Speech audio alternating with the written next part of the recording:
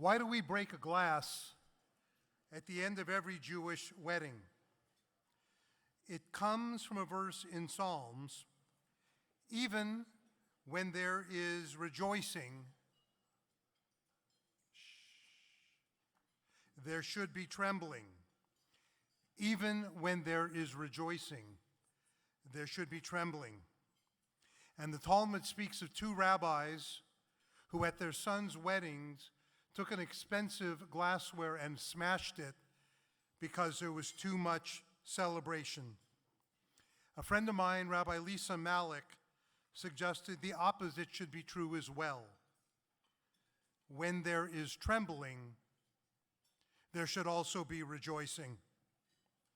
So tonight, some thoughts about trembling and some thoughts about rejoicing, indeed celebrating.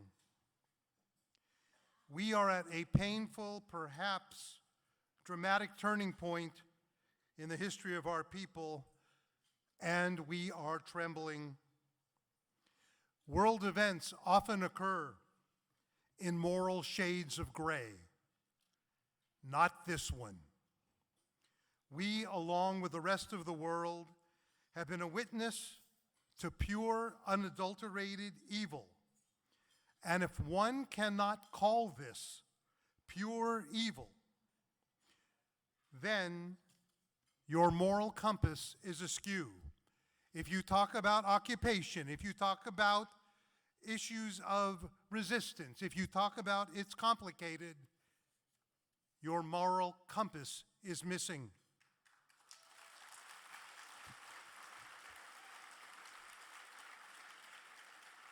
The stakes are far too high to mince words here. We've implored the world never forget what happened to our people some 80 years ago. But there is something that is occurring right now that I beg of us not to forget. In this room are some of the most influential and powerful people in this city.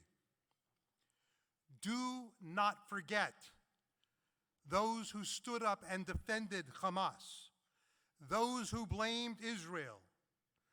Do not forget those organizations, those institutions, those universities, those movements, and those individuals who supported or stood silent.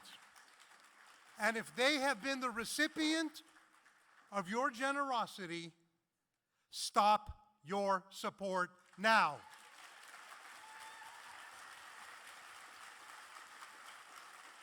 And send that money to Israel. It is time for them to tremble. And at the same time, tonight we celebrate. Let's celebrate that our community is blessed with a Michael Koss and a Richard Ziman. I know much will be said about these men. They have reached, the two of them, the heights of leadership in the Federation, in AIPAC, in Birthright, in think tanks, in Jewish day schools, and well beyond, and it is a privilege to honor them. Israel is strong because of them and because of you. Let's celebrate our beloved Israel. From the year 70 of the Common Era, when the temple was destroyed by the Romans, until 1948, 1,778 years, all of those years, our people hoped and dreamed and died in the prayer that one day Israel would be returned to the Jewish people. Let's celebrate that blessing, that we are all alive at this very moment in history, something our people could never have dreamed of for thousands of years. And in the program, it lists that I'm to give an invocation along with remarks. So let me offer that. Let me invoke God. Dear God, You spoke to our people at Mount Sinai, and you gave us the Torah, and you entrusted to us this spiritual and moral treasure called Judaism.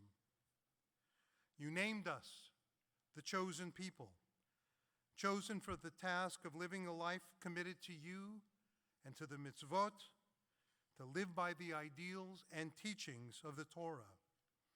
You designated us to be an or lagoyim, a light unto the nations of the world. So if I may say, dear God, you need us. You need the Jewish people, and you need Israel. And we need you. We need you to help us to bring comfort to the thousands of our people who are bereaved, and we need you to stand beside us to give our people strength, to bless our leaders, to bless the men and women of the Israel Defense Forces and the families of Israel. We are strong, we are resolute, we are driven, and we are decent.